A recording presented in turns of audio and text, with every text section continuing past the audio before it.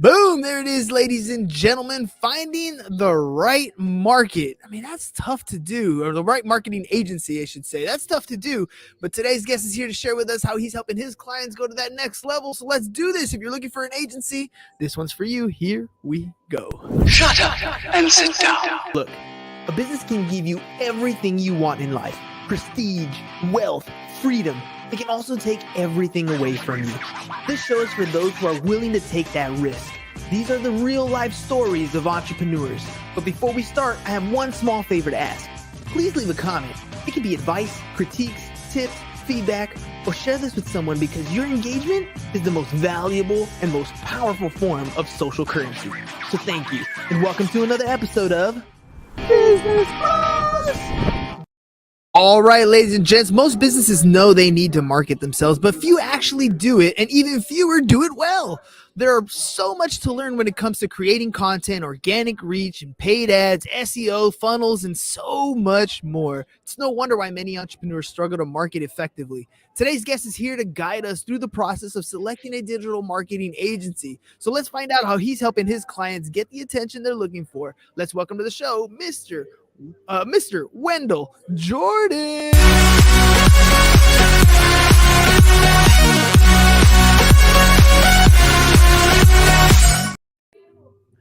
All right, ladies and gents, welcome to the program. Wendell, here we go. What do you think, man? So far, so good? Yeah, this is dope.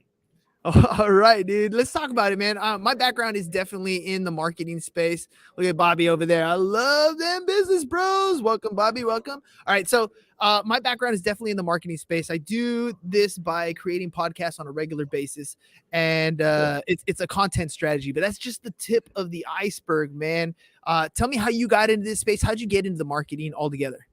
Oh, man. So about 10 years ago, one of my childhood friends, you mentioned the Chargers hat, right? So I'm a basketball guy. He was my point guard growing up. He was making websites and kind of just freelancing it. He asked me if I wanted to sell websites for him. I told him no. I thought it was stupid, but he convinced me that it would be really lucrative and we would be making $10 and $20 per website. That never happened, but we were able to grow a pretty robust business. We were a full service digital marketing agency. We did that together probably for 5, almost 6 years. And then I pivoted into doing things solo, started a company called Jordan Consults. We were same thing, full service digital marketing agency. We did everything from logo design to email marketing, web dev and development. As of this year, we pivoted into, actually, at the beginning of the pandemic, we started, I rebranded again, called myself Jordan Marketing Consultants. Brought on an actual team, and as of this year, we turned into a full service SEO agency. So now our focus is that really niche piece of helping you in organic search. Let's break this down a little bit, right? Because full service marketing, sometimes people don't actually know what they need or what that actually even means, right? I mean, we Right. speak that language. You say SEO, you say content clips, you say, like Facebook, like we speak that language. That's a lexicon that we're good with. But other people, especially when they're getting in the industry, they can tell you all about, plumbing. They can tell you all about construction and carpentry. Absolutely. But when it comes to marketing, they don't speak that language, man. So let's break it down for them. Like, if they're an entrepreneur getting started and they know they need to put their message out there, what should they be looking for when they're looking into a marketing agency? I think if you're a brand new business, a marketing agency may be a little bit too hasty, right? Depending on the type of industry. We'll stick with plumbing. If you're a solo plumber, you got to think about your capacity, right? You may want to look at some DIY examples, right? Like going to like a Wix or a GoDaddy or something like that, just to be able to give yourself some sort of brand identity. One of the biggest things, something that you just mentioned, is like that content piece, right? Making sure that you're on the social platforms that your clients or your customers frequent. So if you are in the space of residential services, like a plumber, landscaper, HVAC, you want to be on Facebook. Maybe you want to be on Instagram as well, to make sure that you're presenting yourself as a thought leader, right? If you are in some of the more lucrative and fast starting business industries, like being a lawyer or a doctor, starting your own law firm, starting your own health practice, mental health professionals, they tend to have a much faster ramp time. So when they're looking for a digital marketing agency, I think it's super important for them to make sure that agency, hopefully, even if they're the first ones, even if you're their first law firm, they should have an understanding of the industry, right? They should understand some of the best practices. You want to be having a conversation about what can they not guarantee, but what does the goal look like and how they can push you to that goal. When they're getting started, right? I mean, you laid out a bunch of things here: website, social media, a lot of these things that we need to get started on. There's so many different agencies out there that do these things specifically. I mean, you talked at the beginning, you were like, my buddy was like, hey, we're gonna start hawking these websites, right? And you were like, nah, man, that's not my thing. And I'm sure, like, when a business owner gets started, like, they're trying to prioritize and they're usually bootstrapping a lot of this stuff, right? I mean, if we had 10 grand a month to throw at marketing like some of these big companies, then we do it all for sure, right? So let's talk about like the ideal client, the people that you're looking to work with. Walk me through, what does that ideal client look like? What position are they in their business? Well, who's this ideal client? Man, that's a great question. So ideal clients for us, again, oftentimes it's not going to be that brand new business. It's the ones who are usually somewhere between 1 and maybe 20 employees. They have an understanding of marketing. They don't need $10,000 a month, but they have an understanding of, one, who their ideal customer is, where their ideal customer is located. They've allocated, or they at least know that they need a marketing budget, and they have a willingness to be able to take a step back and get away from that bootstrap and be able to say, hey, Wendell, this is the goal. How do we achieve it, right? And then we can walk through what it looks like to actually get to that end game. The other big part, something that you mentioned, right, is like you said, there's a difference between that really big company that's got 10 grand, and let's just say you're somewhere in the middle. I think you then have to be really thoughtful with who you work with and understand and identify that the industry professional that you're dealing with should have the same work ethic or grit that you have, right? Because usually if it's a smaller agency, they've got a certain level of like your degree of separation from the work is less. So you're not going to talk to 4 different account executives here, right? You're going to talk to me. We do have a team, but I'm in the trenches with my team, just like that plumber, right? That plumber is probably on jobs. That HVAC person is still on jobs. They can speak the language.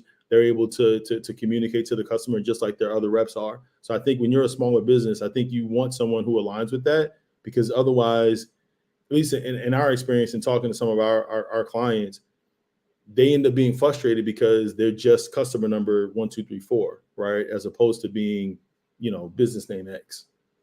Yeah, and it's funny. I love how you say that you still run a team, right? Because at the end of the day, we're not experts at everything. Like, I'm good at this podcast space, right? This is what I'm really good at. But the other spots, maybe the SEO, not so good at. The public relations, not so good at. On our agency, I do the same thing. I have people who are good at those pieces, and then when I bring on a client, I'm the quarterback, right? I'm running the show. I'm your point of contact. And I imagine the way you're describing it, it kind of works the same way. When you talk to clients, what's probably the number 1, maybe 1 to 3 things that you find is probably their biggest downfall or their biggest hiccup when they're getting started? They got this idea of what marketing is, doesn't necessarily always line up with their strategy or their plan. What's some of those hiccups that you usually see? 3 biggest hiccups. Big number 1, not understanding who their competitors are, right? We'll stick to the plumber the entire way through. If you are a local plumber, and I'm in Houston, right? So if you're a local plumber in Houston and you're going up against Serve Pros and some of these other national companies, those aren't your competitors, right? Their budget is bigger. They've got a 50 fleet team, right? You need to be looking at some of the other local plumbers.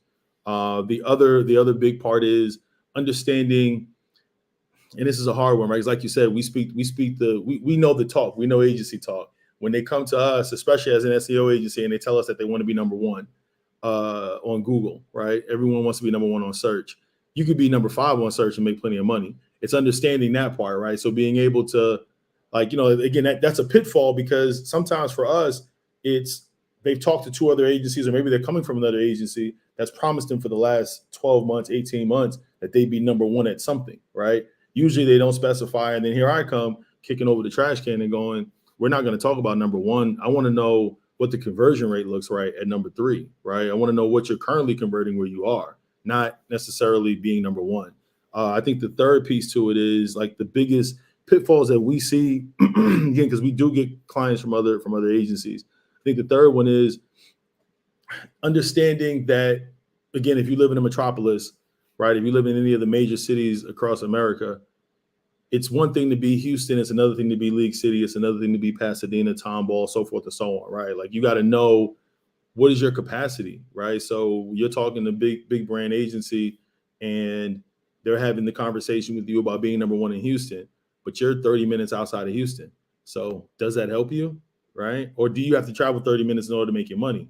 Not something that I would want to do, right? So I'm sure the plumber doesn't either. Nah, well, I mean, Mario travels in pipes, bro. So it's a little bit different if we're talking about that Super Mario. But no, I completely understand. Okay, let's talk about problem number one: understanding the competition, right? In business, you always know who your competition is compared to one plumber versus another plumber, right? Mario, Luigi, Wario, we know all these different plumbers. Sure. But why is it important in the ad space? What are you looking for in your competition? What things are we looking for in a competition when it comes to creating ads or running a marketing strategy? What relevant aspects of our competition are we looking for? Right. So outside of ads, let's not use ads, right? Because ads are multi-layered, and like you said, you and I could talk about it, but I think we would lose the average business owner. When you think about a competitor, you need to understand what they're doing with their marketing. You need to understand, again, when we're talking about search, what terms are they ranking for? And if we're not looking at the right competitors, we get wrong information, right? We get false positives. We think we're doing better than the tiny shop. We're never going to compete better than the bigger shop, right? We're not even going to be in the same conversation with the people who are running $15,000 a month in ads, right? Like that's not our goal. Our goal is to organically beat out those people that are also in that part of town, right? Like, so understanding competition, I think, boils down to seeing how big they are, right? Understanding what they're currently doing on the internet, even if, and this is a big one for us when it comes to understanding competition, sometimes your eyes are liars, right? You see the same trucks all around town, you think they're a big competitor. Once we get into the data, we find out you may see the same. They only have 2 trucks. You're seeing the same 2 trucks around town. It's not what you think. There's actually a couple other companies that are doing better than you as far as their visibility on search. So that's why competition, understanding your competition is paramount. That's a little bit of imposter syndrome there, right? All of a sudden you start dialing back what you're doing because you figure, oh man, I can't compete with these guys, but knowing exactly what's going on gives you that competitive advantage. What, like, for example, I mean, you talked about how literally you get clients that come from other agencies. That's because you understand the competition. You know why 100%. They're leaving the other space. It's not necessarily that other agency is not good. It could be something as simple like what you're saying right now, right? Which is what the second problem is that you talked about. They might think they want to be number one on Google, and yeah, we could buy our way onto number one. But you talked about conversions, right? And let's talk about that for the customer out there who's like, what do you mean conversions? What's the difference between being number one and being a conversion? How do you get there? Right. So conversion, right, is thinking about how people are getting to the site and if they're buying, right? Because you could be number one for some obscure keyword that really doesn't do your business any good. To jump off of the plumber, right? Let's use heating and air conditioning, right? HVAC. If you're an HVAC, oftentimes you clean ducts, right? Like duct cleaning is a part of HVAC for most companies. We have a client who doesn't do HVAC cleaning. Doesn't do duct cleaning, excuse me. So for us to have him number one as a duct cleaner, there will be no conversion for it, right? He needs to be number one for air conditioner maintenance, the things that he does. So being able to understand that you could be number one for a variety of different topics and terms that don't actually turn into money for your business, right? That's the conversion. The conversion is how much money do I make at number one versus number 3. I remember when we were number one, we used to have 50 customers a month. Now we're number 3, we're down to 45. Okay, right? But if you were number one and you had 4 customers, back when you were 50, you had 4 customers, I think we're chasing the wrong keyword. It makes a big difference, especially when you're talking about Google. The other thing you mentioned was geographical areas, right? Understanding Sure. where you're at when you are creating content versus when you're doing paid ads versus SEO. You want to show up Yes. where it's relevant, right? I'm in San Yeah. Diego, California. I'm selling houses here in San Diego, California. There is no reason why I should be creating ads or becoming number one in Houston, Texas, for example. It'd be cool. Absolutely. People, I show Right. up and people might know who I am, but it means nothing for my business. Talk to me Yeah. about how do I ensure that I'm doing it correctly, that I'm setting up my stuff so that it shows up geographically. Right. So one of the things, and that goes back to, I guess, the opener, right? That's where you need a professional. It's really hard to give that that I want to use the right word. Like those details are so fine that it's really hard to be able to give a strong definition. But if you are looking at agencies and you're asking that question, it's understanding zip codes, right? Like the most simplistic way as an agency for me to be able to understand is you said San Diego, right? Right. So I don't know anything about San Diego. I know it topically. That said, I know, from the zoo to the beach is relatively close, but it depends on what you do for a living, right? Uh, uh, it's being able to understand what your main, like where your office is located, right? Where the trucks are leaving from versus how far out you want to go. So you really should be looking at, do you want to spend more than 30 minutes on a commute? Is 15 minutes reasonable? Is it, and this goes back to the competitor piece. Are your competitors traveling an hour, right? Because if your competitors are traveling an hour, especially an hour into your territory, then that means you're doing a really bad job in your area, right? So like there's a few different ways for you to look at where you are in locality and in the vicinity of. But again, if I had to be hyper simple, then it would be looking at your zip codes, right, and those surrounding zip codes around you. Yeah, those make a huge difference. I mean, just in ads in general, knowing the zip codes, knowing your areas, knowing which zip codes. I mean, I'm definitely in San Diego. We have different zip codes, and the type of people in the different zip codes are drastically different. Whether you're It talking changes in things. income or you're talking other Yes. demographics, like Yes. knowing those zip codes and knowing what's going on in those areas is also vitally important. All right, let's talk about the process. So if people want to work with you, they want to reach out and Sure. talk to you, what is that process like? Talk to me about your onboarding process. So our on board, I'm always okay with transparency, right? So we are, again, I've been in business in this industry for 10 years. We've been between Jordan Consultants, Jordan Marketing Consultants for almost 5 years now. And maybe a little longer, but it's been a while. Our process used to be really muddy and it varied per customer. Now, when our clients are on board, we do a kickoff call. We have the lying eyes competitor conversation where I let them tell me all the competitors they believe are the biggest threat to them making more money. We dive deep into the data. About 15 days later, we come back to the client and we go, hey, you were either right or wrong, right? We give you what we believe the strategy should be, right? So we've got keywords put together. We know what we're going to do on your website. We understand if there's anything both back end and front end content wise that needs to be changed. And then we create a plan that's about 6 months long. So our initial commitment with a client is 6 months because we want to make sure that we get everything right. SEO is not a quick turnaround, right? If you're doing SEO for 30 days, you're not doing SEO, all right? So we do ask for that 6 month commitment, but that kickoff is really the beginning. That first 15 days is what has allowed for us to have lots of really good conversations with prospects, is explaining to them that for 15 days we dig deep into data. So when we come back to you, we've got lots of information. You've got lots of stuff to be able to digest and understand, and we do it in a very non-technical way. And then from there, every month we jump on a call with the client and let them know what action items are actually being taken place. That's something that I'm not seeing other agencies doing right now. The follow up, right? I mean, you can't just abdicate your stuff. You got to maintain that communication. The quarterback just doesn't go on the field to run his own game. He's got stuff going on. He's taking stuff from 100%. offensive coordinators or coaches, or it doesn't matter who the captain of the team, no matter what sport it is. They're not doing their own thing. They got a team behind them that they got to report to, and I love that. Yes, definitely make sure you contact the customer and let them know what the progress is, man. This is what's going on. This is the results, especially at the beginning, right? Because at the beginning, you don't get all the results you're looking for unless it's paid ads. And even then, when you're running paid ads, you still got to fine tune, split test, all kinds of stuff to make sure that you're running it right. So in those first couple months, you got to, or the first couple weeks at least, maybe a couple months, there's a lot of communication that has to go into play when you're communicating with the client of where we are and what our objective is and what we're shooting for. Absolutely. So, and I'm going to ask you, when you get that pushback the first couple of weeks, it's not the instant gratification, especially when we're talking SEO. How do you handle that?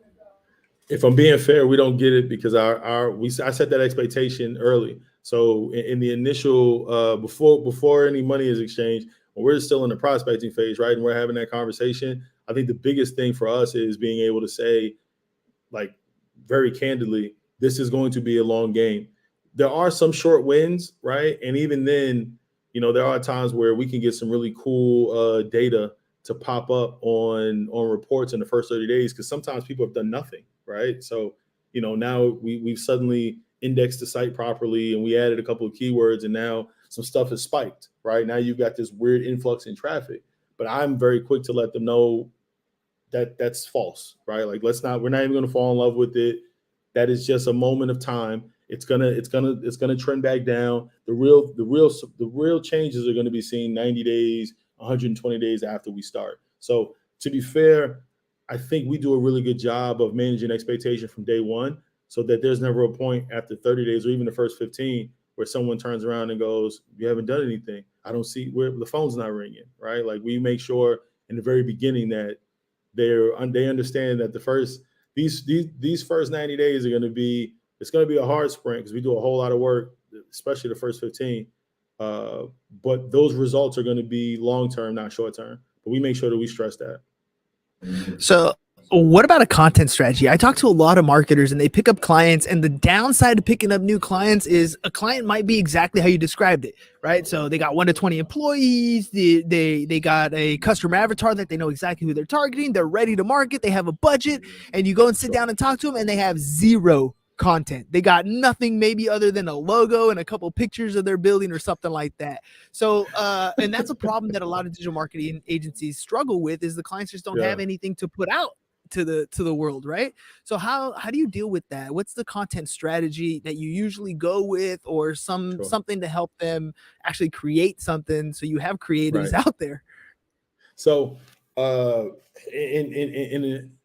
give you 2 examples, right? So in a perfect world, that person doesn't get through the prospecting phase, right? Like if there's just so little content that there's nothing there. We're an SEO agency. We do content marketing, but at the same time, like what you're describing is, we're not expounding on things. We're creating it from scratch. If by chance we end up working with someone who does have, they've got 3 paragraphs or rather 3 sentences to a paragraph on every page. One of the things that we do as part of that 6-month rollout is take 1 page at a time and rephrase some of that, right? Repurpose it, expound on what's happened. And sometimes the information on the page, it's not that they don't have anything. They were so short and abrupt and to the point that they're left with nothing, right? Like they boiled it down until there's really nothing there. So one of the strategies that we have is to use what you already have, make it better, make it stronger, not necessarily for search, but for conversion, right? Because doing things for search that is a feel good game. For us, it's, taking your homepage that may only have a paragraph or 2, taking it back, into the shop, for lack of better words, and really tailoring it, and then coming back to you with it and going, hey, I know you had a paragraph. Here's 5 paragraphs. We've expounded on some information. We did some research. This is some of the things that we think should be included. It's really making sure that every single page is optimized for, I don't want to use the word conversion again, optimized for user intent, right? That's another way to put it, right? Is to make sure that when we come back to you with that content, it's content that does what you tell us makes the most sense. For some companies, certain pages are going to be solely for information, right?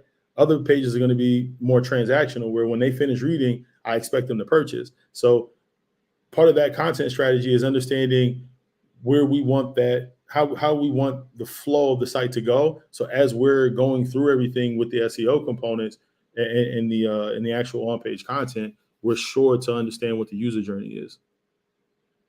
You guys are on the SEO side, not necessarily on the ad side, but I figure to get a lot of the stuff, it kind of works the same way.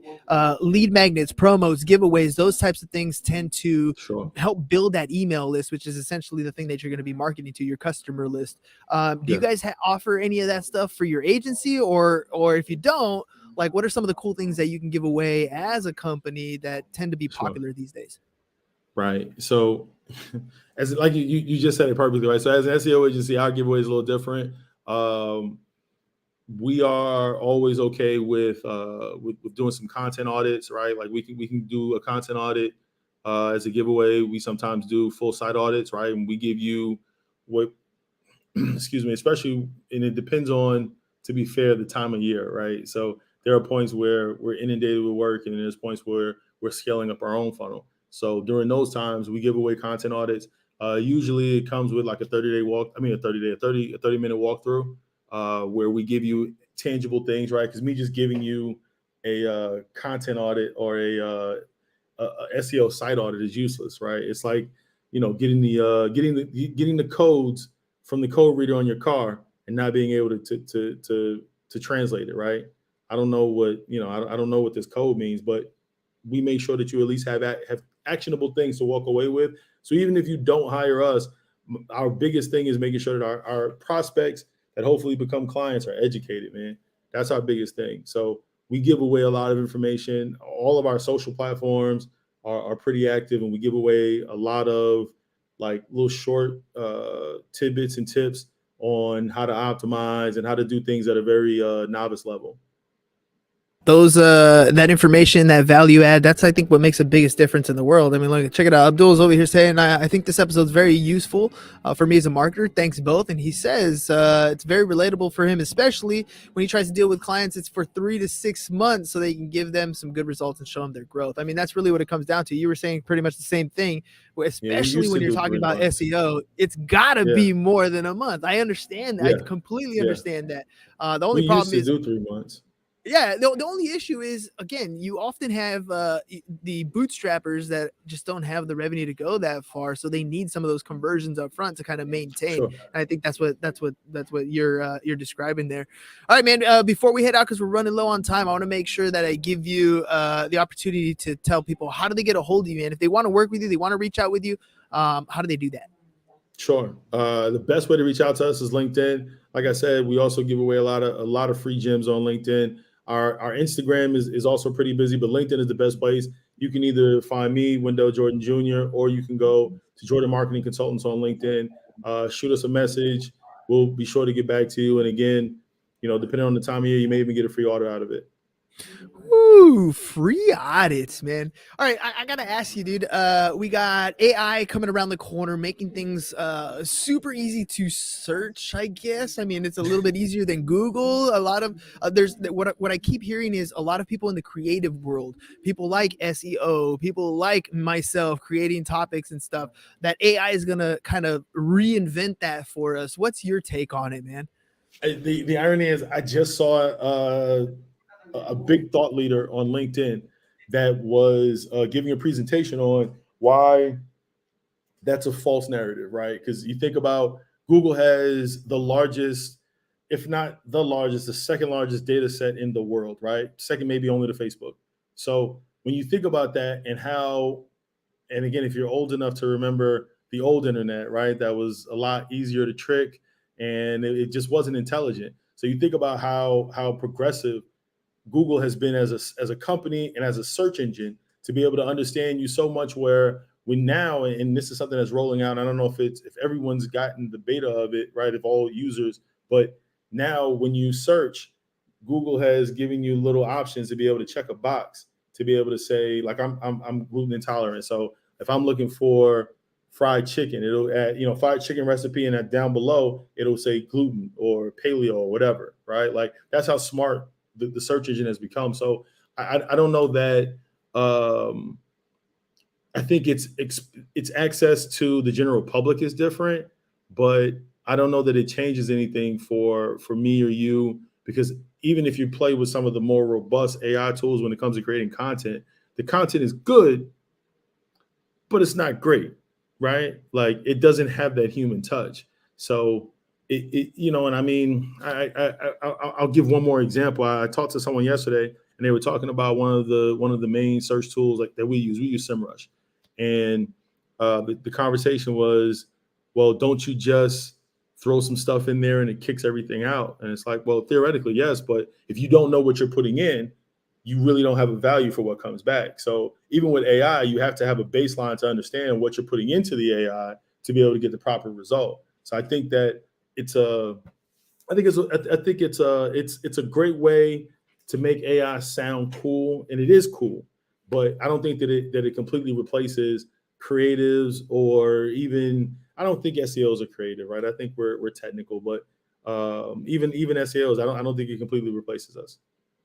I agree with you, man. I don't think it's a complete replacement. And I love what you said. Garbage in, garbage out, dude. I mean, that's really what it comes in. You don't know what, even if you ask it for a specific code, right? And I've seen TikToks where they write code. You better know how to read the code to make sure that stuff even works, right? Like you still got to understand 100%. how it is in that industry. So writing ad copy, writing all this stuff, even SEO, yeah, you can look at AI, but if you don't know what the heck it's spitting out, what are you gonna do? One thing I would add to that, right? If you think about, and the marketplace is different, right? So this is not applied to today's Fiverr, but like back in the day, you used to be able to go on Fiverr, and now nothing costs $5 on Fiverr, right? Which I think is amazing. But back in the day, everything cost $5 on Fiverr, and you could go to someone on Fiverr and say, "Hey, I need you to write me a bio," right? And they say, "Okay, give me some information." You give them bad information, they come back with this choppy English bio, right? It took all the work away from you. They did an amazing job with the information that you gave them. Or you could tell them, "Can you write a piece of code for me?" The code is sloppy at best, right? It doesn't apply the way you expected it to, but because the only thing you said was write a piece of code for me, and again, this was a human that did it, but because you couldn't articulate it properly, it was impossible for them to execute the process. I think it's the same thing with AI. I totally agree. I couldn't have said it even any better. You're exactly right. Inflation, and you still need the human element, and you got to know what you're asking for. Ladies and gents, real quick before we head out for today, make sure you guys check out jordanmarketingconsultants.com, jordanmarketingconsultants.com. He's here sharing all these great gems with us. So, by the way, Abdul says, by the way, Hernan, love your voice quality from the new mic. Love it. For those of you who are thinking about doing podcasting as your content strategy, dude, this is just a Blue Yeti mic. It was like $50-$60. It's Clinex USB. It's my travel one, so it works perfectly great. You need a content strategy. You need a marketing team. If you're in business, you need to be putting stuff out there, and people like Wendell are helping you get that stuff squared away. So one more time, jordanmarketingconsultants.com, jordanmarketingconsultants.com. Wendell, thank you very much for coming on the show today. Ladies and gents, yes, sir. We will catch you guys on the next one. Peace, and we're out. It's over. Go home. Is your business in need of marketing? Try starting a podcast, but not just any podcast. Podcast like a pro. We can show you how to take your business from being invisible to becoming a brand people trust. Go to www.businessbros.biz to get started today.